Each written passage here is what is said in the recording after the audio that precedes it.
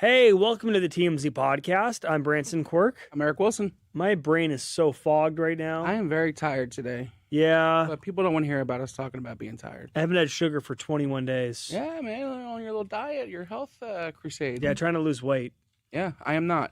Let's get into the stories here. First up, we got Diddy, your boy Diddy. My boy Diddy. Yeah, what are you talking about? Probably. Probably. Diddy's projected prison date has been moved up. Yeah. Streets beware. Diddy's getting out sooner. Streets beware, right? Than expected. And then we're going to talk about a foiled plot that could have been very tragic, and very barbaric if it had gone down the way that it's being reported. A man was planning a alleged plot to go in and attack UFC 250, the Freedom 250 UFC fight on the White House lawn. And we have the text messages, and they are brutal. They are scary because what he was planning was what he said, quote, a second American Revolution. That's what he said.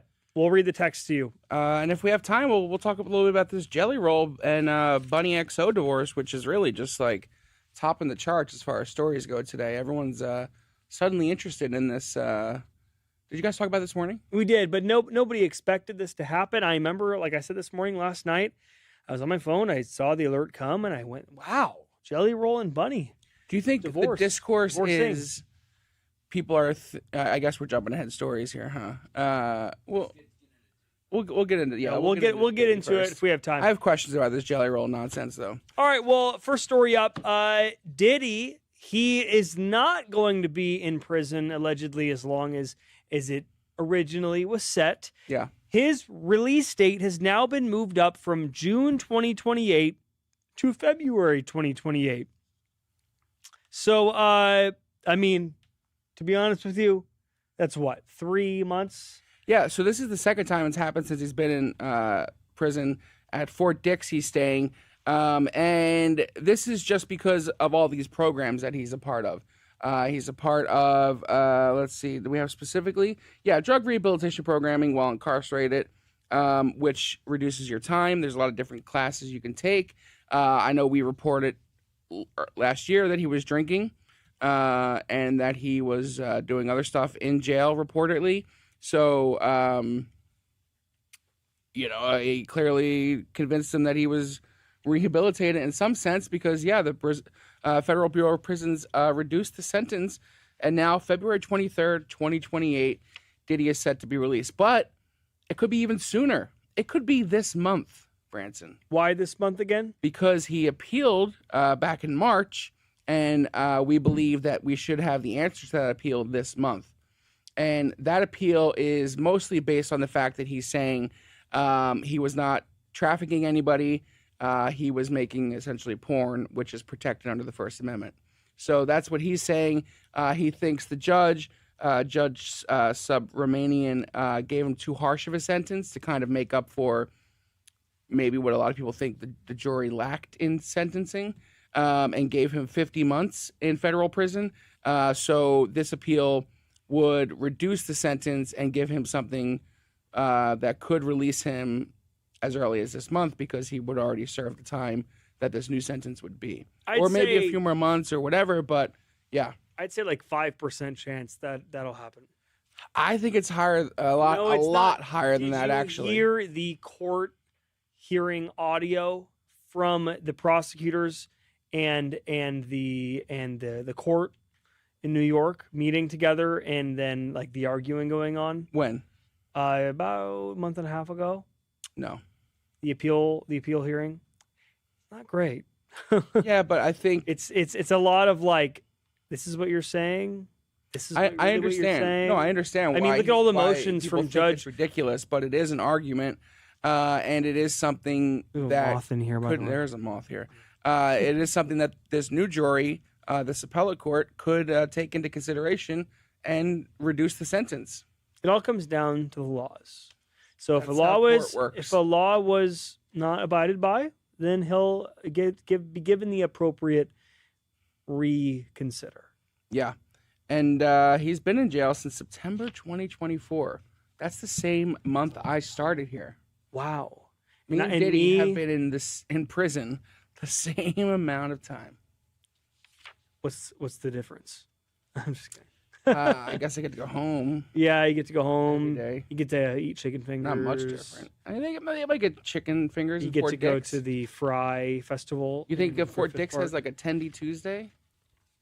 I wonder how it is going for him in there. We haven't heard about his day to day. Yeah, we got a while. You know, obviously my team here at TMZ are the people that acquire all of the various videos and the first photos of Diddy behind bars and the videos. And there was a good week or two where a lot of different folks were reaching out with these assets, and then it kind of stopped. So I feel like someone in the prison, whether it's Diddy himself or maybe the prison themselves, kind of put a kibosh to people leaking information about him, because there was a good 2-week run where my phone was blowing up with a lot of different people, a lot of walks of life, and then it kind of just went silent.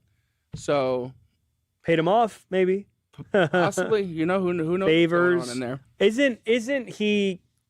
And tell me if I'm right or wrong. Hasn't he been helping other inmates with their commissary and getting them items and things like that? I saw something like that in the beginning, that he was being generous. Yeah, he was being generous to the other inmates. He was. You sound like you're convincing yourself now. No, I'm remembering correctly now. I don't remember that. That story. He was being generous. Sure, why not? Remember, he got them a meal. I think it was he paid for Thanksgiving dinner. He bought Thanksgiving dinner. I did hear that. Yeah. I mean, hey man, that stuffing lasts with you for months. Tastes good. You know, well, let's. So that's Diddy. So be on the lookout for Diddy in your neighborhood soon, possibly. If you're a witness in the Diddy case, you know, hopefully he's gonna come out and be a stand-up guy and doesn't come after anybody that tried to wrong him. I just hope. We can all hope. We can all hope. Yeah. Let's move on to this scary story as well. FBI identifies teen suspect in alleged UFC Freedom 250 terror plot. So federal authorities have identified 19-year-old Ohio resident Tyson Proper as an alleged mastermind of a terror plot targeting UFC Freedom 250 at the White House. He was arrested by the FBI in Cincinnati, and TMZ reports authorities say Proper identified several alleged co-conspirators with this, incident as well. So how this all went down. We're showing you the gun and the camo and the outfits that they were planning to wear. So it wasn't just a bunch of nonsense text messages. He actually they were ready to go. Equipment. He was ready to go. So on June 10th, Proper's mother ratted him out, contacted local police. She expressed concern about her son's behavior and activities. His father said that he was meeting people online. He planned reconnaissance missions, intended to travel with the group that weekend down to D.C. To enact this terror plot.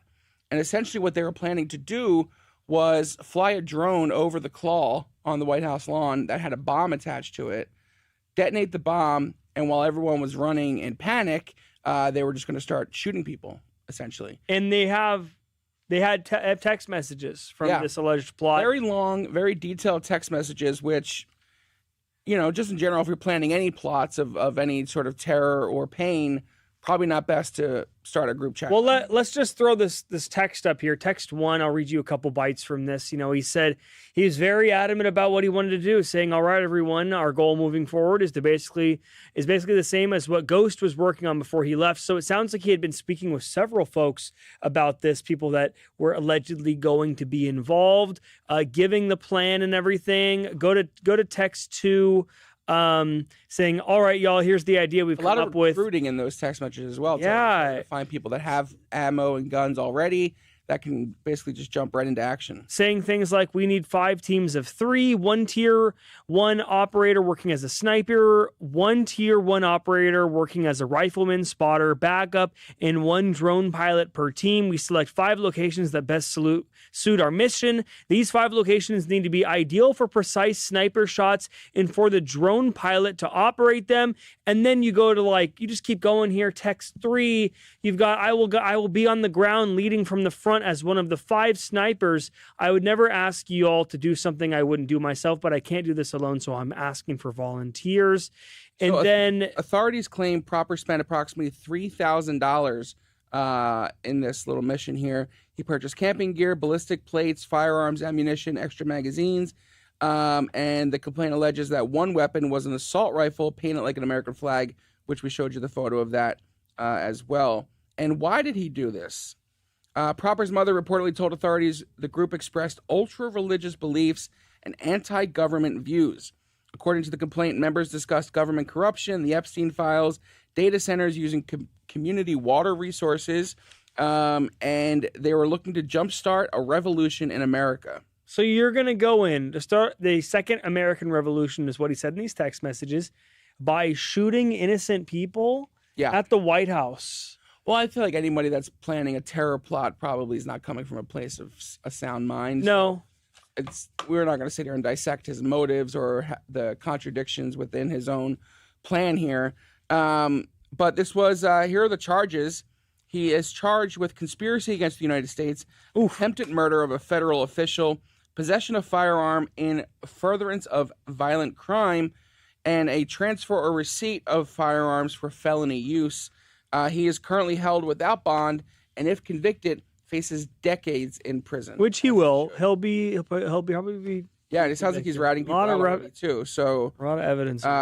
There's a Abraham Alvarez, a Brian Roa, and Michael Thomas also involved in this criminal complaint. That first charge is no joke.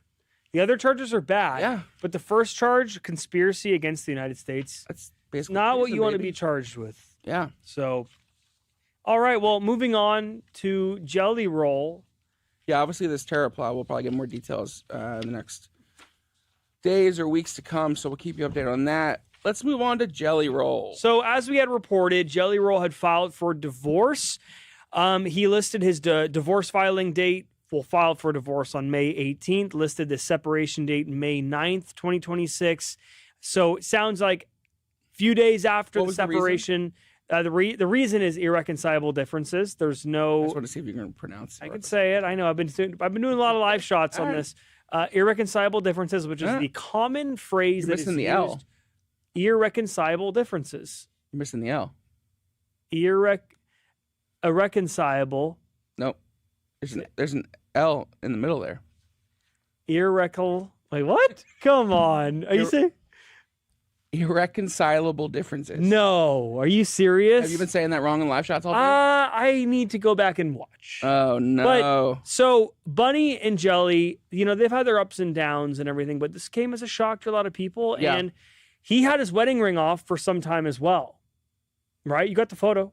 Yeah, photo's right there. June 6th, June 4th. June 4th, yeah. He performed at a wedding.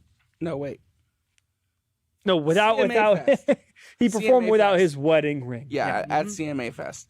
So, obviously that matches the timeline. He filed for divorce in May. This is on June 6th. So a lot of people are speculating why. We don't know why, obviously, yet.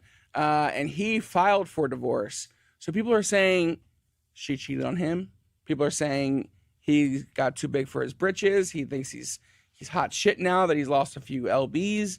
But it's all speculation. We do not know right now the reason for this. Obviously, we reported a lot earlier this year on how he regretted cheating on Bunny a few years back, and how that was one of the worst things he ever did in his life.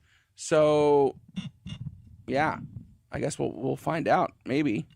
We might not. The source says that it was a mutual decision. Yeah. But it's a very private family matter. But I said this morning, Jelly Roll only writes songs about his life and his personal struggles. Can I tell you something real quick? Next album, this. Can I tell you something real quick?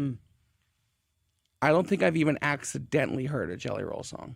I can name so many right now. I'm not okay. I'm standing in my... No? Nope. Okay. I only talk to God when I need a savior. Nope. Favor? No? Is it all like Christian music? No. What's another one? Goodness, man. Yeah, exactly.